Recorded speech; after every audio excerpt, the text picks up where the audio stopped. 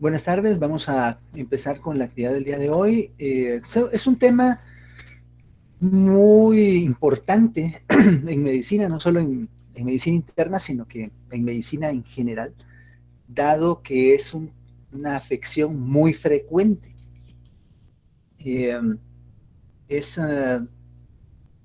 directamente relacionada con factores ambientales, pero también existe un contexto de predisposición genético que vamos a ir platicando más adelante, y sus manifestaciones también pueden ser ligeramente distintas de acuerdo al nivel de afección que tenga el paciente, pero el tabaquismo constituye una causa importante de este problema. Así que pues es algo que tenemos que ir discutiendo y platicando, conociendo pues que es la tercera causa de muerte principal a nivel del mundo, y solamente en Estados Unidos afecta a más de 10 millones de personas al año. En nuestro país cobra importancia porque las encuestas más recientes sugieren que los guatemaltecos están empezando a fumar, en el caso de los varones, alrededor de los 9 a 10 años, inician con estos hábitos o con estas situaciones de riesgo, y en el caso de las mujeres empiezan un poquito después, como a los 11, pero ha incrementado de manera importante la posibilidad de que las mujeres están fumando en la actualidad. Hasta hace algunos años, tal vez hace unos 15 o 20 años, el porcentaje de mujeres fumadoras adultas estaba alrededor del 11 al 15%, en la actualidad constituye más o menos el 20-21% de las mujeres en total son fumadoras activas. También es importante reconocer o recordar, mejor dicho, que los pacientes que han sido fumadores, para decir que han dejado de serlo, deben pasar al menos un año sin haber fumado. En la medida que el paciente deja de fumar, o en la medida que logra fumar menos de lo que ha fumado anteriormente, en esa misma medida el paciente va a ir reduciendo la posibilidad de algunos de los problemas que habitualmente estamos acostumbrados a pensar en relación con el tabaquismo. Por ejemplo, problemas de tipo cardiovascular o cardiometabólico. Sin embargo, muchas de las consecuencias, sobre todo a nivel pulmonar, de haber estado fumando activamente durante algún tiempo, pues no terminan de normalizarse o de ausentarse totalmente, a pesar de que el paciente haya dejado de fumar. Para empezar, entonces, vamos a decir que los pacientes que tienen EPOC o enfermedad pulmonar obstructiva crónica tienen síntomas respiratorios que persisten a través del tiempo y que van limitando el flujo de aire a nivel pues de los pulmones, pero esta limitación o esta obstrucción no es completamente reversible. Aquí radica una de las diferencias importantes en relación a asma bronquial como causa de obstrucción de vías respiratorias. Recordemos la clase del doctor José Pablo Velázquez, en la cual se comentó pues que los pacientes típicamente tenían una obstrucción de las vías aéreas que era reversible con el tratamiento que se instaura en estos casos, pero en estos pacientes, a pesar del tratamiento, la obstrucción del flujo aéreo no es completamente reversible. Existen diferentes manifestaciones que incluyen o se incluyen dentro de los términos enfisema, por un lado, que es una enfermedad en la cual, desde el punto de vista anatómico, hay una destrucción severa de los alveolos pulmonares con ensanchamiento o agrandamiento del espacio aéreo. Uno pensaría que entonces, como el espacio aéreo está incrementado, no debería haber mucho problema, pero realmente lo que pasa es que se reduce de forma importante en la medida que se ensanchan esos espacios aéreos o se agrandan, se reduce de forma importante la superficie de intercambio gaseoso que tiene que ejercer su función normalmente en el proceso respiratorio. Entonces estos pacientes van a tener afección por reducción del área de intercambio gaseoso. Los otros pacientes que se incluyen en este término son los pacientes que tienen bronquitis crónica. Los pacientes con este problema van a manifestarse con problemas de tos persistente y difícil de controlar, y con producción de flema o moco. que van a volverse pues efectivamente crónicos. Estos pacientes tienden a tener historias de tos de más de 3 meses de evolución durante 2 o más periodos intermitentemente en un mismo año. Y el último grupo de pacientes que están incluidos dentro del término de EPOC son los pacientes que tienen enfermedad de las vías respiratorias pequeñas. En estos casos, los pacientes lo que tienen es una afección de los bronquiolos, mismos que están estrechos y que se van reduciendo en número. Pero al final de cuentas, cualquiera de estas condiciones puede ser que no se presente de forma exclusiva, es decir, puede haber una combinación de enfisema con bronquitis crónica y enfermedades de vías respiratorias pequeñas en un mismo paciente. Entonces sí es importante reconocer este punto, porque pues al final de cuentas lo que va a manifestarse como principal alteración es, como decíamos, la obstrucción crónica al flujo de aire. Esta obstrucción crónica se va a documentar o se debe documentar de forma adecuada por medio de un estudio de espirometría que pues al final de cuentas es lo que nos ayuda a establecer el diagnóstico. Aquí les comentaba o les coloqué este enlace, que es el www.goldcup.com, que es una página, es una situación que pueden encontrar así.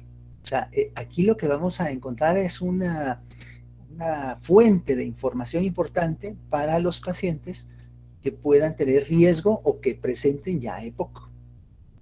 Hay una página en inglés, hay una opción en español para los pacientes que, o los médicos pues, que quieran acceder a este tipo de información.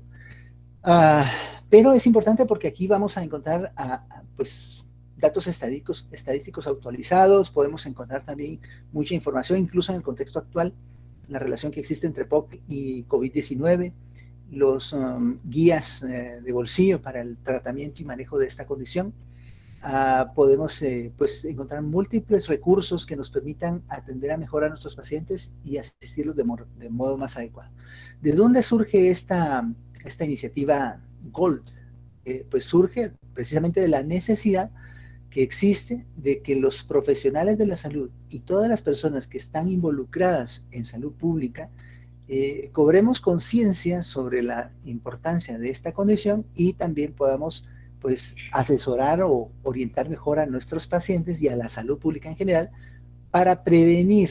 O sea, aquí el caso no es que encontremos a los pacientes ya con un EPOC avanzado, con mucho daño en su parénquima pulmonar, sino que podamos de forma adecuada educar a nuestros pacientes para que prevengamos la evolución hacia EPOC o el incremento de la obstrucción del flujo aéreo y que también, bueno, si de acuerdo a cómo esté el paciente, tratarlo de forma correcta y adecuada. Es importante este punto. Como platicábamos, aquí pues, es muy importante contar con el recurso de la espirometría. Afortunadamente ya a nivel nacional existe mucha opción de que los pacientes puedan acceder a realizarse este tipo de estudios. Hay más disponibilidad.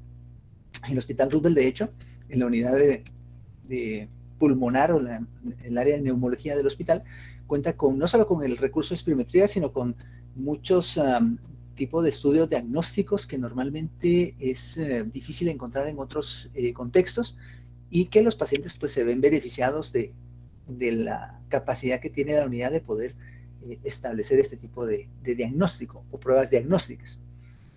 Ahora, estos pacientes hay que tamizarlos de manera adecuada cuando uno los interroga y encuentra factores de riesgo, sobre todo si encuentra que existe consumo de cigarrillos. El tabaco como tal, pues tiene sus riesgos, pero el riesgo principal en relación al problema pulmonar tiene que ver con el hábito de fumar, o sea, con fumar cigarrillos o habanos o cualquier otro tipo de ingesta de tabaco de forma inhalada.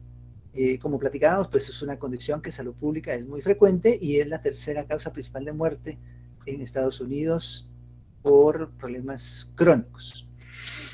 Cuando hablamos de qué es lo que sucede en cuanto a la patogenia de la enfermedad o de la condición, vamos a encontrar principalmente esto.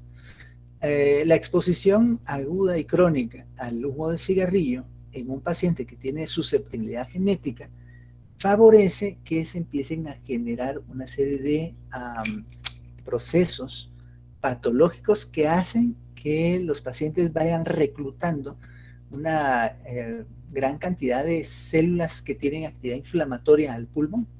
Dentro de estas células vamos a encontrar pues, los macrófagos, neutrófilos y los linfocitos, que al final de cuentas pues todos van a tener cierta acción, que van a alterar o no las vías que normalmente tienen que ver desde el punto de vista biológico con el equilibrio entre la actividad inflamatoria y antiinflamatoria, entre actividad oxidante y antioxidante, con la muerte celular y con la capacidad de reparación del parénquima que tengan estos pacientes. ¿Qué sucede entonces con estos casos? Cuando el paciente está expuesto al humo de cigarrillo o a algún otro agente tóxico en el ambiente, empieza a activarse estas alteraciones que hacen que pues, haya un desequilibrio, por ejemplo, a nivel de la actividad de los macrófagos entre la actividad proteásica y antiproteásica, que hace que es que se destruya la matriz extracelular del parénquima pulmonar.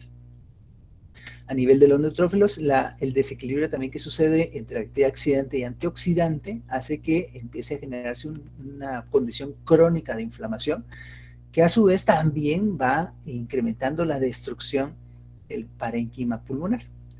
Las células epiteliales empiezan a sufrir un proceso de apoptosis, o sea, de muerte celular, que se altera no solamente por digamos, lo que ya esté programado como tal, sino precisamente por la exposición a estos factores nocivos que hacen que se pueda acelerar esta muerte celular y, bueno, obviamente contribuyendo también a la afección del parénquima y la capacidad que tenemos de poder reparar la elastina, la proteína principal del parénquima pulmonar, pues que se va afectando por la presencia de factores inflamatorios que hacen que esa reparación sea ineficaz.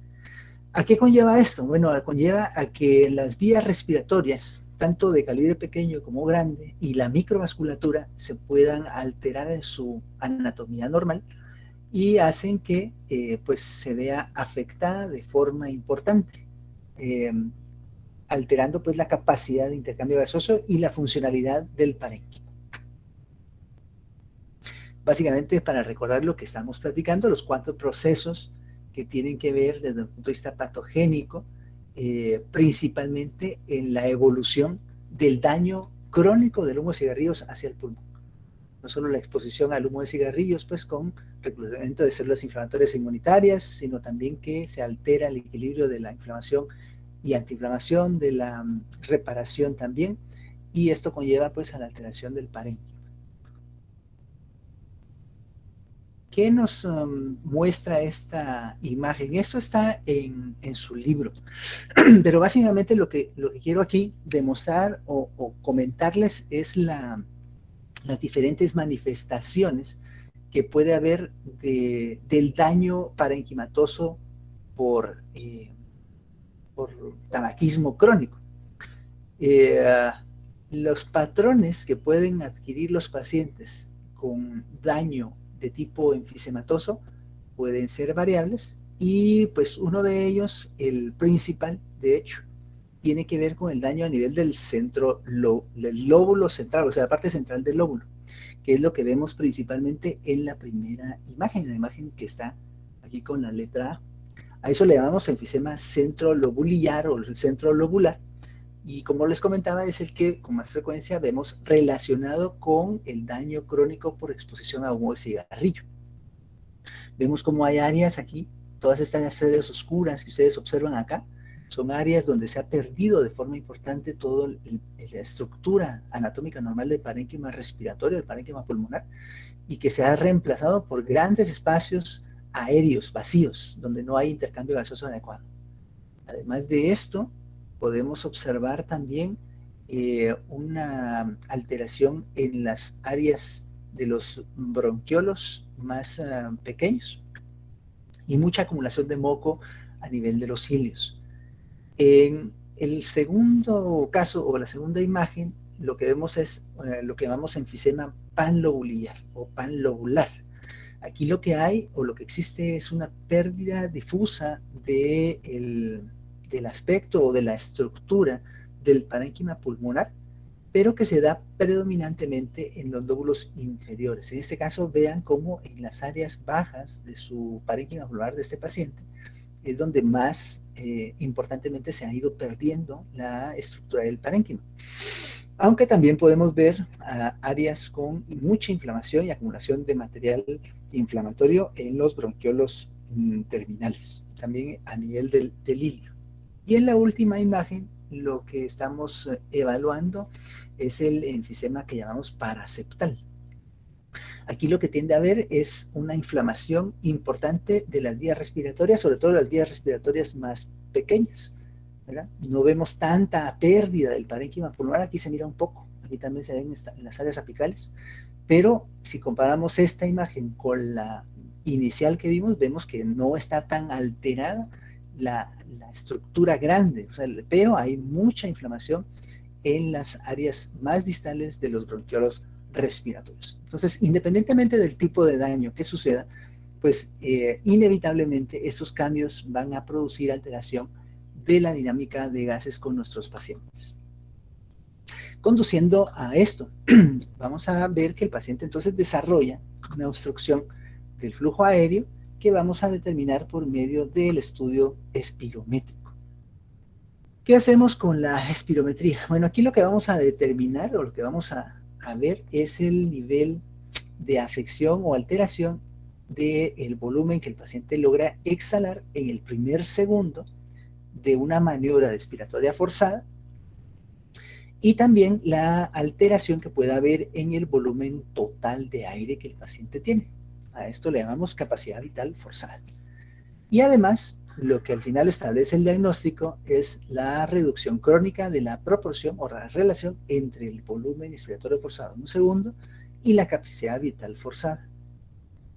A pesar de lo que pudiéramos comentar más adelante en relación al tratamiento, pues recuerden que la respuesta a broncodilatadores inhalados no es muy buena para reducir la obstrucción de estos pacientes.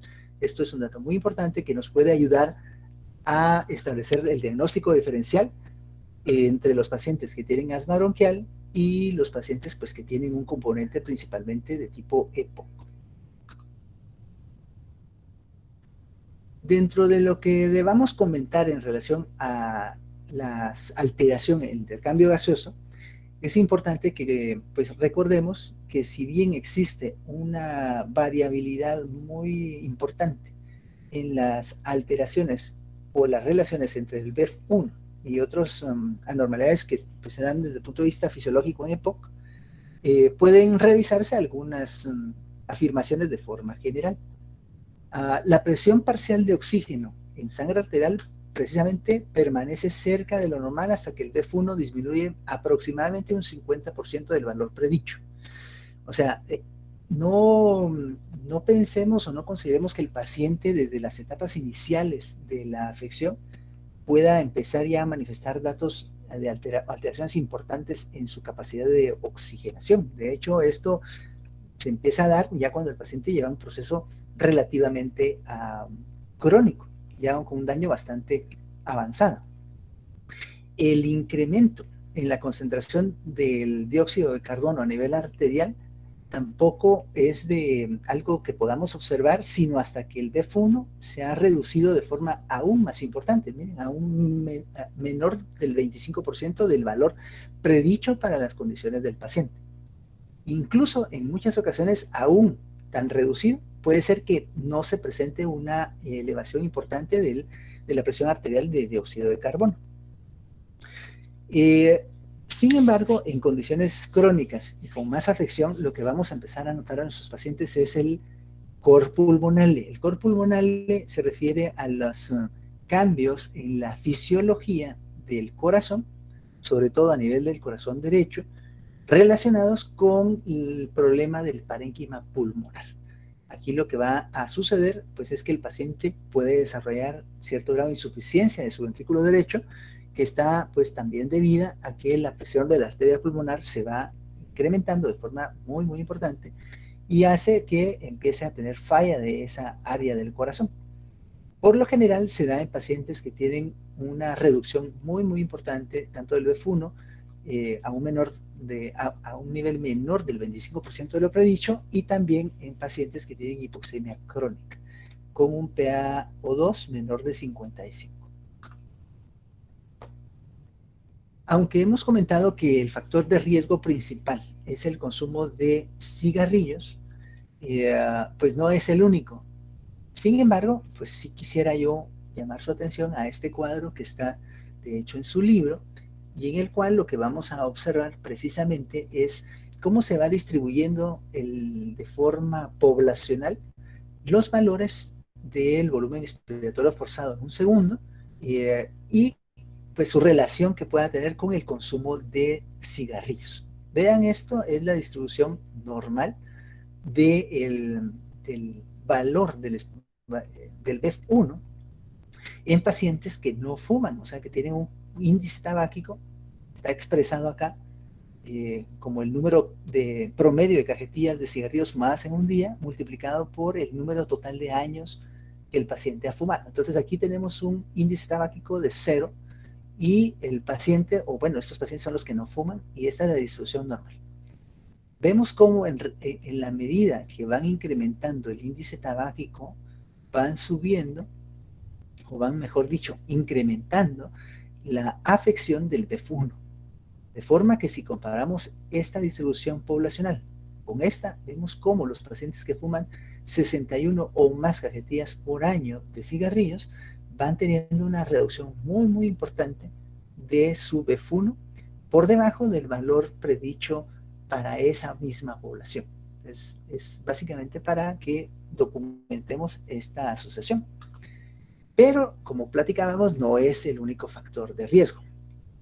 Dentro de los factores de riesgo también asociados a, a EPOC, vemos cómo los pacientes que tienen más edad, en relación a cómo vamos incrementando nuestra edad, empieza a existir también más riesgo de tener datos de afección pulmonar. De hecho, naturalmente, como vamos a ver en una gráfica en un momento, el funcionamiento o la capacidad de funcionamiento no solo de las vías respiratorias, sino de todo el organismo, se va viendo afectada. Entonces aquí lo que sucede es que en pacientes que tienen más edad pueden en ocasiones empezarse a traslapar o sobreponer los síntomas o signos de asma crónica con EPOC en pacientes que también fuman, ¿sí? Entonces esta es una situación que puede incrementar aún más el deterioro de las vías respiratorias, esa especie de asociación o presentación doble, de alguien que tenga asma y que además esté fumando. En el caso de las infecciones respiratorias, aunque no existe un consenso general aceptado de que las mismas tengan un impacto directo sobre la declinación de la función pulmonar en personas adultas, puede sí suceder que un paciente que tenga un episodio único de una sobreinfección a nivel bronquial o una neumonía puedan afectarse de forma transitoria sus parámetros espirométricos. También pues son situaciones importantes como causas de exacerbaciones en pacientes que ya tenían EPOC, y la mayor parte de los estudios que se han realizado a la fecha sugieren que en la medida que el paciente tenga más sobreinfecciones, sobre todo de tipo bacteriano, la velocidad de la declinación o del deterioro de la función respiratoria de estos pacientes puede irse viendo más acelerada. Entonces sí es un punto muy importante de tomar en cuenta, porque precisamente podemos prevenir, y lo vamos a ver más adelante, sobre todo con el tema de inmunizaciones. La exposición ocupacional también se ha sugerido que pueda ser un factor importante como una situación de riesgo para EPOC y para incremento de la velocidad de deterioro en EPOC. Sobre todo, pues, la exposición de tipo laboral, a humo, a polvo, los pacientes o las personas, pues, que trabajan en minas o que trabajan en áreas de transporte de materiales de construcción, sobre todo cemento, cal, todo esto, también podrían estar aspirando constantemente este tipo de sustancias y ver afectada su función pulmonar. Pero también las personas que tienen como trabajo o están relacionadas con situaciones de tipo textil, sobre todo algodón. Estos pacientes pueden tener pues esto como una especie de factor de riesgo laboral para padecer de enfisema o EPOC. La contaminación ambiental. En la actualidad se cobra aún o cada vez más conciencia de la importante relación que existe entre el índice de polución, es decir, qué tan contaminado está el ambiente del aire que se respira, sobre todo en ciertas ciudades del mundo, y su relación con riesgos de enfermedades crónicas. Aquí estamos hablando no solo de temas respiratorios, sino de relación con cáncer, relación con problemas metabólicos como diabetes mellitus, obesidad. O sea, hay una serie de situaciones muy amplias dentro del ámbito de la salud que tiene que ver con la exposición a contaminación atmosférica. Incluso pareciera haber alguna diferencia importante en cuanto a la exposición de tipo atmosférico en el caso de las mujeres en pacientes que se exponen con frecuencia y de forma prolongada al humo de la combustión, o sea, al humo de leña, básicamente, a lo que se utiliza para cocinar en muchas áreas de nuestro país. Eso también podría ser un factor importante de riesgo para llevar a las pacientes a tener, pues esto como un factor de riesgo para padecer de EPOC. También está la exposición pasiva al humo de tabaco. O sea, los fumadores pasivos tienen alguna alteración y sobre todo los niños que son expuestos a madres fumadoras. O sea, si la mamá fuma, estos pacientes tienen una reducción muy, muy importante del crecimiento pulmonar e incluso dentro del útero, antes de nacer, puede haber también afección que se exprese o se manifieste después de que el paciente ha nacido. Dentro de las consideraciones genéticas, básicamente, o tal vez la más importante realmente, es esta deficiencia de la alfa-1 antitripsina. Recordemos que esta sustancia es pues, una regulador de la actividad proteolítica a nivel del parénquima pulmonar, pero cuando existe deficiencia de la misma, pues su contexto es básicamente genético, esta deficiencia, de acuerdo al nivel de severidad que tenga, pues va a manifestarse con daño del parénquima. Esto lo debemos sospechar en pacientes que tengan un cuadro severo de EPOC y que no manifiesten otros factores de riesgo importantes, o sea, que no sean fumadores, que no tengan alguna exposición laboral y que se presenten con cuadros de EPOC severa de inicio muy, muy temprano. No es una situación tan frecuente, pero sí se puede presentar más o menos en uno de cada 3.000 personas que tienen esta tendencia a heredar la deficiencia grave de alfa-1 antitrypsina. Existe la posibilidad de tener tratamiento específico para esto. Y la forma de hacerlo es con un tratamiento de infusión intravenoso que incrementa la capacidad de producción de alfa-1 antitrypsina. Pero, pues, hasta donde lo recuerdo, en Guatemala no existe esta posibilidad. Sí existe en Estados Unidos. Existen otros factores de riesgo genético que están comentados acá, alteraciones de estos genes que tienen que ver con la capacidad de reparación del parénquima pulmonar o con la capacidad de dañar el mismo parénquima. Pero, pues, afortunadamente son muy, muy raras en la población general, no son tan frecuentes. Este es el cuadro o la gráfica que les comentaba. Aquí lo que vemos reflejado es, pues, básicamente la evolución de un paciente en cuanto a su BEF1 a través del tiempo. La curva que está graficada en color azul es cómo se va incrementando esto con la edad y alcanza un plató, o sea, alcanza una meseta más o menos alrededor de los 20 años. Después de esa edad se está relativamente estable hasta casi los 35, 40 años de edad, pero después de esta edad normalmente empieza a deteriorarse el BEF1, o sea, es algo que sucede como parte del proceso normal de envejecimiento. ¿Verdad? En el mismo paciente, aunque no tenga antecedentes de tabaquismo, sea saludable, ejercicio y todo, se puede dar esto. ¿Cómo podemos hacer para limitar el deterioro de nuestra fisiología corporal total? Bueno, a través de hábitos saludables, ¿verdad? Evitando las noxias, evitando fumar, durmiendo adecuadamente, comiendo saludable, haciendo ejercicio regularmente. Todo eso va a ayudar a limitar no solo el daño respiratorio, sino el daño de todo nuestro cuerpo.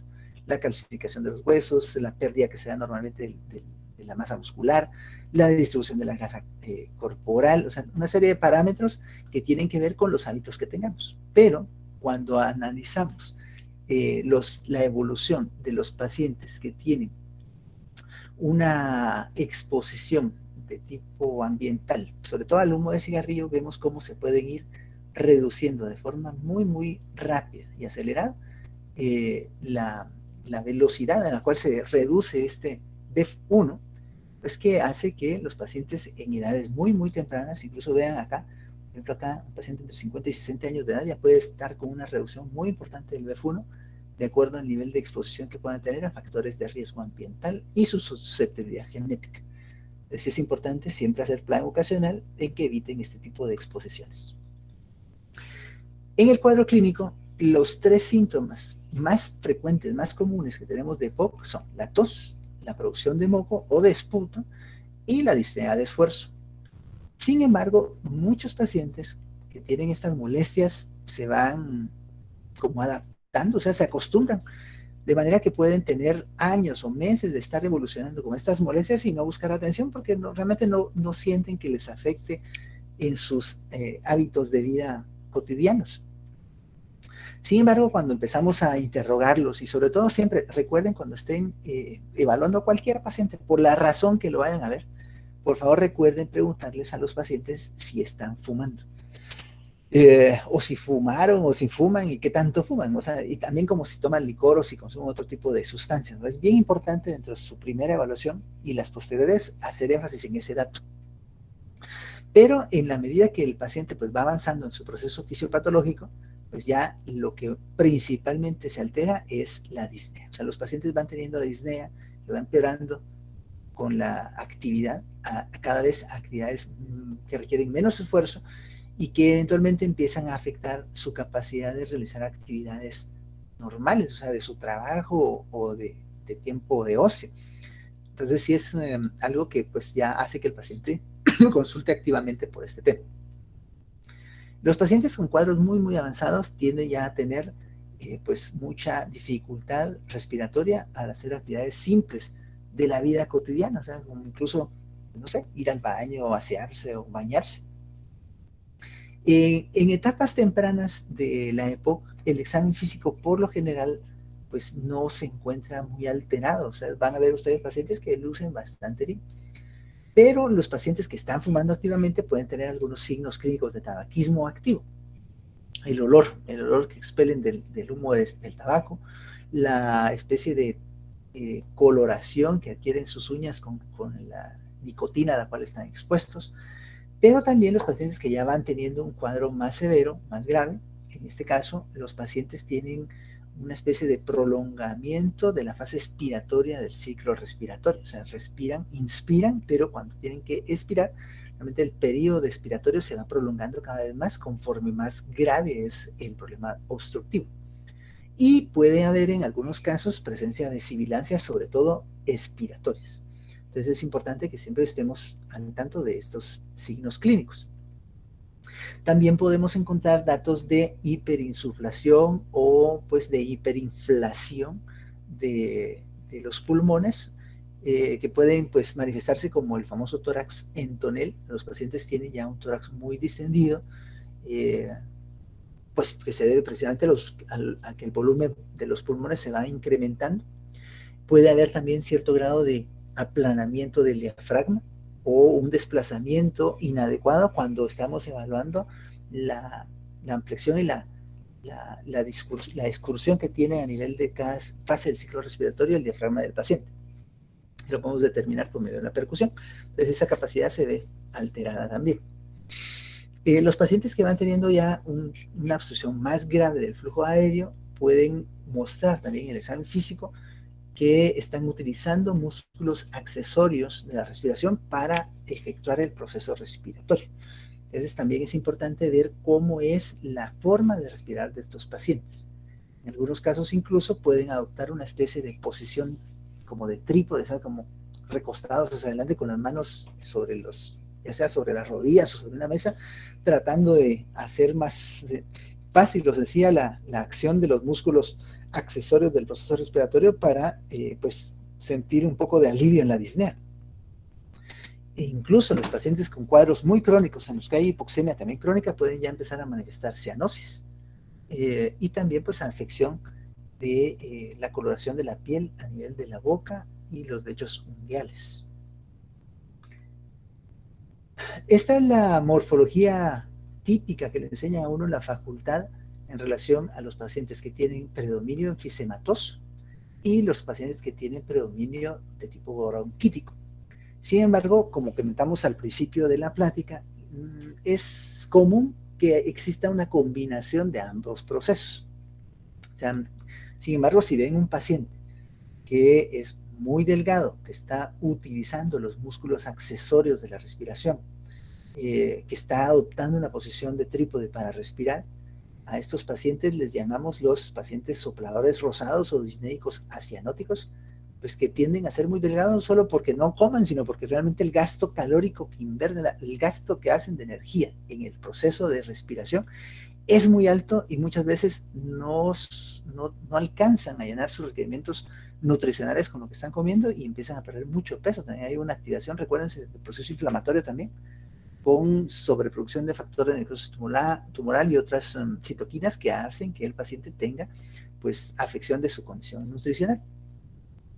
Y el otro tipo morfológico son los pacientes congestivos cianóticos o azulados, que son pacientes en los cuales predomina la bronquitis. O sea, hay más afección de las vías respiratorias pequeñas, con acumulación de moco. Estos pacientes es probable pues que no pierdan tanto peso y que luzcan un poquito más cianóticos que los pacientes que tienen pues el predominio de más enfisema. A medida que la enfermedad va avanzando, pues como comentábamos, puede haber afección de la condición nutricional con mucha pérdida de peso, caquexia, emaciación y pues la relación que tiene con el factor de necrosis tumoral que platicábamos. La caja costal puede tener una especie de movimiento paradójico con la inspiración, a eso se llama signo de Huber, y también pues aparecen datos crónicos de mala oxigenación, y aunque los dedos en palillo de tambor no son signo que se asocie directamente con EPOC, cuando están presentes tenemos que estar pues, al pendiente de que exista alguna otra situación que esté complicando más el cuadro del paciente. Por ejemplo, los pacientes que tengan alguna otra situación como cáncer pulmonar puedan tener este hallazgo clínico. Dentro de los hallazgos de laboratorio, lo que más debe llamar la atención es esto. Entonces, como platicábamos al principio, lo que establece el diagnóstico de la obstrucción del flujo aéreo es la espirometría y la clasificación de Gold para los parámetros de tipo espirométrico son los que nos van a ir orientando a la gravedad que tenga nuestro paciente. Los pacientes que tienen EPOC en un estadio 1 tienen una gravedad leve y en estos la relación de la BEF1 con la capacidad vital forzada sí se ve alterada, ¿sí? Vean cómo pues, en todos los pacientes lo que se demuestra es una reducción de esta proporción a menos del 0.7 el valor, pero lo que va a ir cambiando es la velocidad forzada en un segundo, el volumen expiratorio forzado en un segundo. En los casos leves, entonces, lo que tenemos es una reducción de la relación, pero con un BEF1 arriba del 80% de lo predicho o igual a lo mismo. En los casos moderados, el BEF1 va a estar arriba del 50%, pero debajo del 80% de lo predicho. En los casos graves, el BEF1 va a estar arriba del 30%, pero abajo del 50% de lo predicho.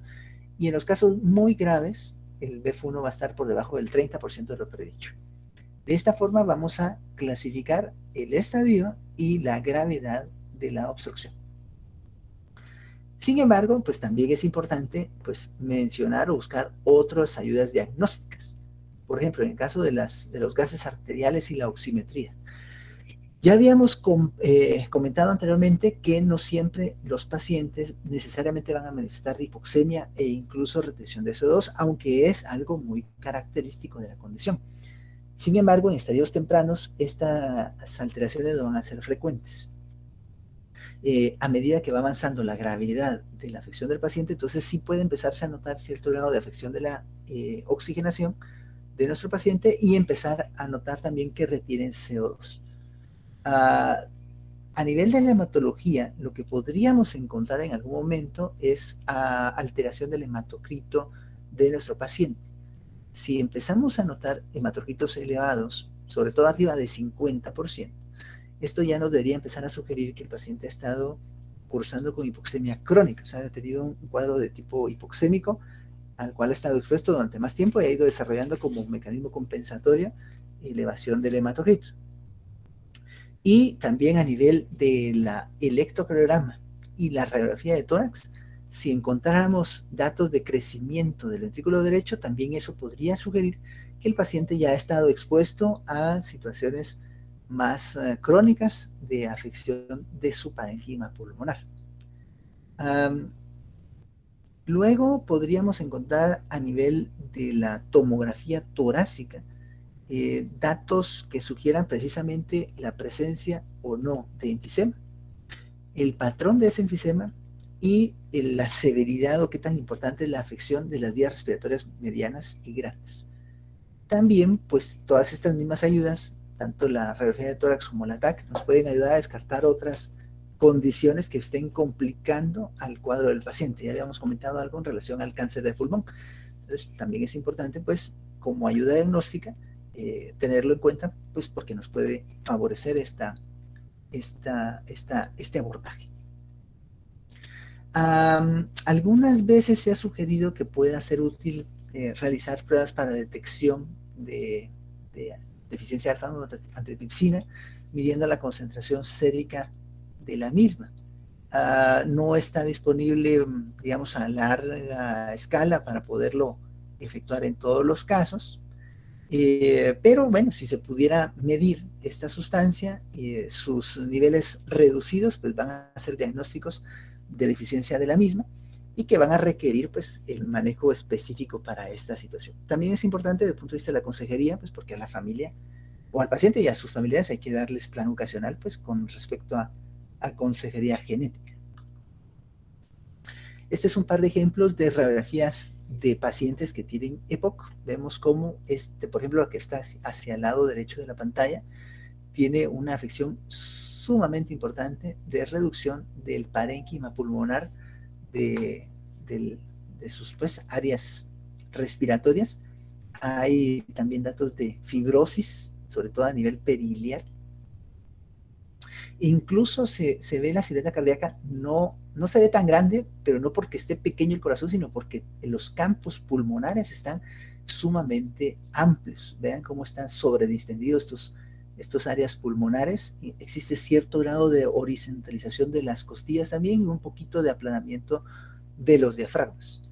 En la radiografía que está hacia el lado izquierdo, aquí el corazón no se ve tan pequeño, si se mira más grande, y puede ser de hecho que esta configuración del corazón del paciente sugiera precisamente ya la posibilidad de crecimiento del ventrículo derecho como efecto crónico de la afección del parénquima pulmonar, en el cual pues sí vemos que existe mucha acumulación de material inflamatorio, mucoide, a nivel de los ilios y a nivel también de las áreas distales ya de los bronquiolos, con aplanamiento de los diafragmas y también con áreas tal vez no tan extensas como en el otro caso, pero sí áreas de pérdida de el parénquima pulmonar a nivel apical sobre todo.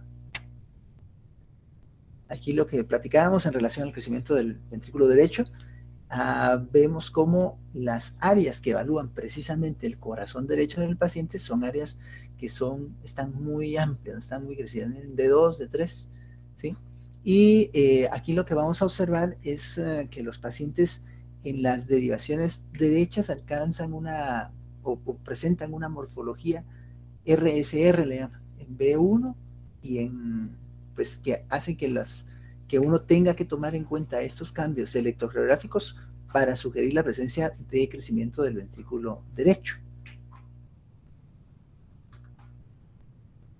Esta es una tomografía pulmonar, también en relación a lo que estamos conversando del tema. Vemos cómo hay un incremento de los volúmenes pulmonares. En algunas áreas también se observa cierto grado de inflamación de los bronquiolos, hay bronquiectasis también, mucha acumulación de moco, y estos pacientes pues van teniendo esto como datos tomográficos de su condición. Por último, el tratamiento. Existen básicamente dos etapas o dos maneras de abordar el tratamiento de estos pacientes. Uno es el tratamiento en fase estable. Los pacientes que tienen EPOC, pero están estables, es decir, no están exacerbados, nuestro objetivo principal es proporcionar alivio de sus síntomas, es decir, que los pacientes se sientan mejor, que toleren mejor el ejercicio, que su estado de salud en general sea más adecuado, y también queremos reducir el riesgo a futuro, es decir, prevenir la progresión de la enfermedad, detectar exacerbaciones de forma temprana, tratarlas oportunamente, y de esta forma reducir la mortalidad de nuestros pacientes. Entonces, todo lo que vamos a hacer en cuanto al tratamiento debe estar basado precisamente en la evolución de los pacientes, la evolución de sus síntomas y qué beneficios o riesgos vamos a lograr también. Incluso el tema del costo puede ser un factor importante en algunos casos a considerar. Entonces, desde el punto de vista clínico, se ha demostrado que 3 intervenciones pueden ser importantes para reducir o mejorar estos objetivos. Uno es que el paciente que fuma deje de fumar. O sea, de plano tiene que hacer un plan ocasional extenso y además establecer una intervención directa para reducir la exposición al tabaquismo del paciente si es que fuma. También la otra intervención es la oxigenoterapia en pacientes que están con hipoxemia crónica, y la otra es en pacientes que tienen un volumen, digamos, pulmonar muy alterado, cirugías de reducción de dicho volumen pulmonar para reducir la sintomatología. Todas estas intervenciones mejoran la sobrevivencia de los pacientes con EPOC. También existe alguna evidencia sugestiva, no definitiva, de que el uso de corticosteroides inhalados puede ayudar a reducir la tasa de mortalidad, así como el uso de antagonistas muscarínicos. Para el cese del tabaquismo tenemos varias maneras de hacerlo, pero realmente es un tema bien complicado. Muchos pacientes les cuesta mucho dejar de fumar, pero uno como médico tiene que seguir insistiendo en la importancia de que lo logren. Muchos pacientes pues logran a través de una terapia de abordaje multidisciplinario reducir su dependencia de la nicotina, y llega a un punto en el cual podemos sustituir al cigarro por chicles o parches de nicotina. También el uso de medicamentos como el bupropión y la vareniclina, que pueden ayudar a mitigar un poquito el efecto de la dependencia de nicotina del paciente, pues porque activan los mismos receptores que activa la nicotina, y pues forman parte en la actualidad de las opciones de tratamiento para tratar de que el paciente cese de fumar. Un par de comentarios en relación a los cigarros electrónicos. Realmente no, se propusieron en su momento como formas de apoyar o de ayudar a los pacientes a dejar de fumar, pero realmente es como cambiar un problema grande por uno pequeño y de todos modos importante. O sea, la exposición que estos pacientes tienen a sustancias tóxicas que pueden de hecho dañar de forma aguda y grave el parénquima es muy alta. Entonces, por favor, no consideren nunca la opción de sugerir el cigarrillo electrónico como una manera de dejar de fumar hacia los pacientes que son fumadores activos. Por favor, tengan cuidado con esta situación y no se dejen engañar por la publicidad, la falsa publicidad. El tratamiento primario para la gran mayoría de pacientes con EPOC son los broncodilatadores. Benefician desde el punto de vista sintomático, se ayudan al paciente a sentirse mejor y también reducen las exacerbaciones. Por lo general, la vía preferida para su administración es la vía inhalada, pues ya que los efectos secundarios son menores, o sea, porque no se absorben tanto a nivel sistémico, y los pacientes pues lo toleran relativamente bien. Cuando el paciente está sintomático, debemos de utilizarlos de forma programada, o sea, tener fármacos de acción prolongada que permitan que los pacientes tengan un efecto constante, los famosos LABA, o sea, los agonistas, los beta agonistas de acción prolongada, pues pueden ser útiles en ese sentido, y también los muscarínicos anticolinérgicos, los LAMA, que le llaman acá. El uso de los mismos, sobre todo el bromuro hipatropio, pues puede ayudar a que los pacientes reduzcan la sintomatología, pero hay otros que son de acción más prolongada, como decíamos, dentro de los cuales el tiotropio o micopirronato son medicamentos que pueden ayudar a reducir los síntomas y las exacerbaciones por EPOC. Estos pacientes, o mejor dicho, la gran mayoría de pacientes con EPOC, esta es la base del tratamiento. O sea, tienen que tener broncodilatadores como tratamiento primario. De esto ya hemos comentado. Hay que tener cuidado con las dosis o la manera de utilizarlo, porque si lo utilizamos en exceso también tienden a producir mucha resequedad de vías mucosas, los antagonistas muscarínicos, y pueden, de hecho, en algunos casos incrementar la sintomatología de la tos. Entonces hay que usarlos con precaución. Los corticosteroides inhalados. ¿Cuál es el principal papel de los mismos? Bueno, se utilizan principalmente para reducir las exacerbaciones de EPOC. Existen estudios que han demostrado un beneficio bastante importante del uso regular de los mismos, sobre todo en la velocidad del deterioro de la función pulmonar, pero no se ha demostrado ese mismo efecto en todos los estudios. Sin embargo, también es importante tomarlos en cuenta para los pacientes que tienen EPOC, o sea, hay que tenerlos dentro del arsenal terapéutico. El uso prolongado de los mismos, sin embargo, se ha asociado a un incremento de la frecuencia de pacientes que tienen candidiasis orofaringea o incluso casos de neumonía. Sin embargo, pues lo que hay que ir haciendo es como equilibrando el efecto terapéutico que uno busca y los riesgos de los mismos para pues mejorar su sintomatología y reducir sus efectos secundarios. Pacientes que están con cuadros de exacerbaciones frecuentes podrían ser útiles para reducir las mismas, pero hay que estar muy pendientes de cómo evolucionan clínicamente. También están las glucocorticoides inhalados, perdón, sistémicos u orales. La verdad es que no se recomiendan para el uso habitual del tratamiento en EPOC. Sobre todo porque ahí sí, como su acción es sistémica y su absorción es hacia todo el cuerpo, sus beneficios no superan a los riesgos de su uso crónico.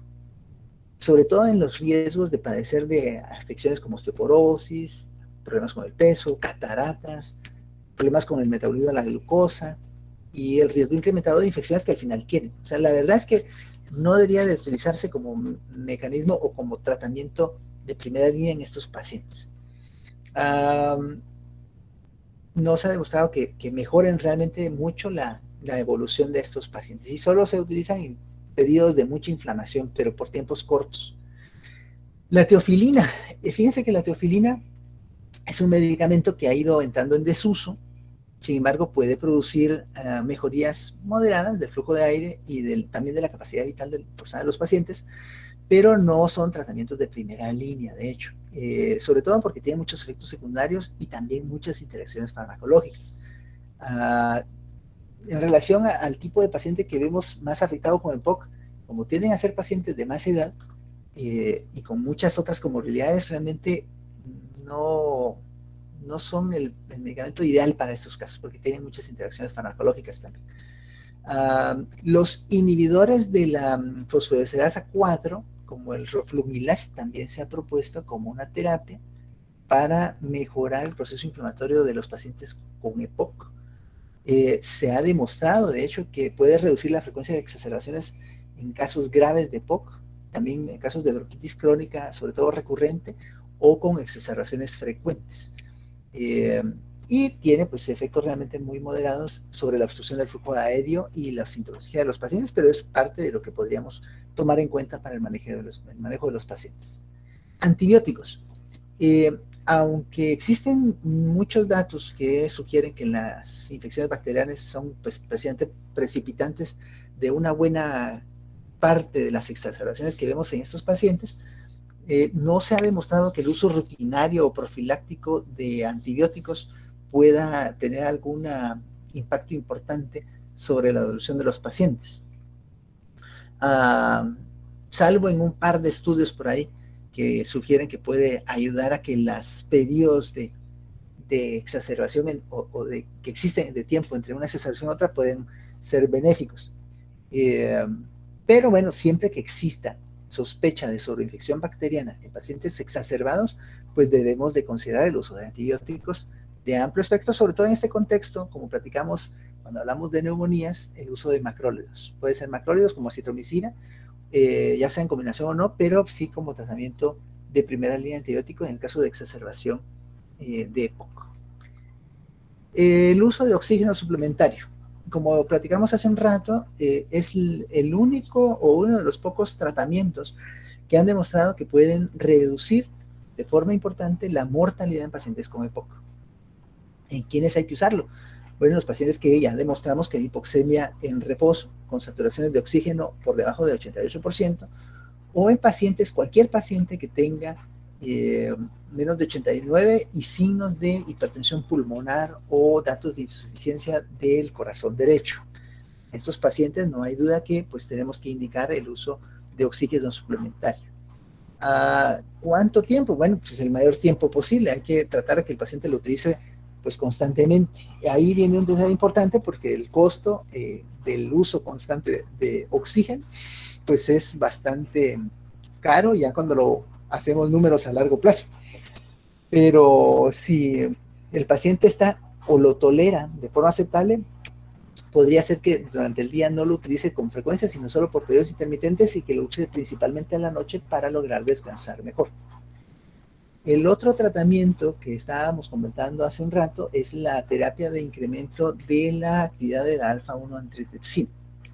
Efectivamente, el tratamiento específico como terapia de infusión se encuentra disponible para pacientes que manifiesten una deficiencia severa, grave de alfa-1 antitripsina. Se puede aplicar por vía intravenosa y el objetivo es pues elevar la concentración sérica de alfa-1 antitripsina para que el paciente tenga una mejor relación de la actividad de la misma y una menor velocidad de deterioro de su función pulmonar. Sin embargo, pues en nuestro medio no es una terapia que esté asequible a nuestros pacientes. Dentro de las terapias no farmacológicas, pues lo primero lo que estábamos comentando en relación a la inmunización, las vacunas contra influenza, neumococo, contra Bordetella pertussis y ahora contra COVID son vacunas mandatorias en los casos de pacientes con EPOC. Realmente se ha visto que la vacunación es una intervención que puede reducir no solo el número de exacerbaciones, sino también la velocidad de deterioro de la función pulmonar de estos pacientes, así que hay que promover vacunación en estos casos. También los casos de rehabilitación pulmonar, cuando los pacientes tienen acceso a un programa de tratamiento que logre incorporar temas de ejercicio con pues, educación para una vida saludable y también aspectos incluso nutricionales y psicológicos, puede verse el paciente mejorado en su calidad de vida, en su sintomatología y en la evolución de su cuadro clínico. Incluso puede reducir las tasas de hospitalización por exacerbaciones. Así que es importante el tema de la rehabilitación pulmonar. Y como platicábamos también hace un rato sobre las terapias de cirugía de reducción. En estos casos lo que hacemos o lo que se debe comentar es que los pacientes se pueden ver en algunos casos muy seleccionados, se pueden ver beneficiados de la intervención quirúrgica para extirpar las áreas que tienen más daño por enfisema, mejorando de esa forma su capacidad para hacer ejercicio y el funcionamiento pulmonar y la sobrevivencia. Sin embargo, no siempre es útil para todos los casos. Hay que escoger muy bien a los pacientes que se van a someter a este tipo de terapia. Y el trasplante. El trasplante pulmonar en la actualidad es importante para el tratamiento de la EPOC. De hecho, la EPOC es la segunda indicación principal para trasplante pulmonar en la actualidad. Y las recomendaciones pues que se tienen que tomar en cuenta es que los pacientes que pues uno va a considerar para este tipo de terapia deben tener una limitación muy grave del flujo de aire, una alteración importante digamos, de su capacidad pulmonar a pesar del mejor tratamiento médico disponible y además deben estar libres de otras condiciones comórbidas que puedan estar afectando su expectativa o su pronóstico, como casos de enfermedad hepática, renal o cardíaca. Esa es la parte del tratamiento de la fase estable, pero también están las exacerbaciones. La exacerbación de EPOC básicamente se refiere a los periodos de empeoramiento agudo de forma episódica, con síntomas respiratorios, pues incluyendo disnea, tos, sibilancias que van incrementándose y que al paciente hacen que les pueda dar una mayor cantidad de producción de esputo y también más afección de su funcionamiento global. En estos casos lo que hay que procurar es no solo mantener los tratamientos que habitualmente está utilizando el paciente, sino ver qué factor lo exacerba. Dentro de los factores exacerbando o precipitantes de exacerbaciones, el principal son las infecciones. Entonces, que es importante tomar esto en cuenta. Y el tratamiento pues se basa principalmente en el uso de broncodilatadores, como los beta-2 agonistas y los antagonistas muscarínicos que ya comentamos, que pueden usarse de forma conjunta o por separado y que ayudan a pues reducir la severidad de los síntomas. El uso de antibióticos, sobre todo con coberturas para Streptococcus pneumoniae. Recuerden que siempre el neumococo es la bacteria más frecuente como causa de afección de vías respiratorias en adultos o en el mundo en general, pero también debemos cubrir o dar cobertura para hemófilos influenza y Moraxella cataralis. En algunos casos también con cierta frecuencia se pueden encontrar casos de Mycoplasma pneumoniae o Clamidia pneumoniae como causa de exacerbación. Entonces, en este sentido, nuestra terapéutica antibiótica debe ser pues amplia e incluir un macrólido y si es necesario asociarlo con algún otro antimicrobiano para mejorar la evolución de los pacientes. En estos casos, aquí sí nos conviene utilizar glucocorticoides inhalados y también sistémicos. Pero si los vamos a utilizar sistémicos, recuerden, tiene que ser por periodos cortos, o sea, no podemos dejar al paciente ahí 2 meses con prednisona oral, no tenemos que usarlo solamente durante la exacerbación, unos 5 a 7 días máximo, y luego dejarlo con el glucocorticoide inhalado para su terapia de mantenimiento. El oxígeno debe de administrarse para pues procurar mantener una oxigenación lo mejor posible, idealmente pues por lo menos el 90% o más. Sin embargo, en casos con mucha hipoxemia crónica, si corregimos la hipoxemia de forma importante, el paciente pudiera tener alguna alteración de su dinámica de control normal de la respiración. Es decir, tenemos que ser cautelosos en pacientes que tienen hipoxemia crónica y sobre todo si tienen también retención crónica de CO2, porque pueden sufrir como complicación de la corrección de la hipoxemia una complicación que se llama narcolepsia por CO2 e incluso puede llevarlos a falla respiratoria aguda y paro cardiorrespiratorio. Entonces, tenemos que tener cuidado con esa situación y en ese contexto. Y bueno, cuando es necesario o el paciente pues no evoluciona del todo bien y desarrolla datos de insuficiencia respiratoria, pues también está la opción de la ventilación mecánica. Aquí, este punto es donde no queremos llegar, porque pues muchos pacientes se quedan realmente ya enganchados o dependientes de ventilación mecánica y les cuesta mucho, mucho salir de ahí. Pero bueno, cuando es necesario y existe el recurso, es una de las alternativas para el tratamiento de las exacerbaciones. Después de un cuadro de hospitalización por EPOC, o sea, de una exacerbación, más o menos un 20% de los pacientes vuelve a regresar al hospital en los 30 días que siguen a esa hospitalización. Y casi la mitad, un 45% en el año siguiente. De manera que la mortalidad después del egreso de un paciente con exacerbación de EPOC del hospital es más o menos de un 20% en el año siguiente. O sea, de 10 pacientes que tengamos con exacerbación de EPOC que egresen de nuestros servicios en el hospital, en el próximo año, 2 de esos 10 pacientes van a fallecer debido a su condición crónica. Esto es solo un ejemplo que les quiero mostrar de un cuadro clínico o de un caso clínico, mejor dicho, de una paciente de 58 años de edad con un índice tabáquico muy importante, con 50 cajetillas de cigarro al año, que presenta pues síntomas de dificultad respiratoria, disminución de la tolerancia al ejercicio, ha tenido fiebre y exacerbación, pues, producción de esputo de forma importante. En el examen físico tiene una frecuencia respiratoria de 22 por minuto y está febril con más de 38.5 grados de temperatura centígrada. Tiene el tórax en tonel, como habíamos platicado, con un incremento del diámetro anterior y posterior. Tiene un segundo ruido audible de forma intensa y tiene alteración de las áreas distales de los dedos. Dentro de sus datos de laboratorio pues se nota un incremento del bicarbonato sérico y también el hematocrito está elevado.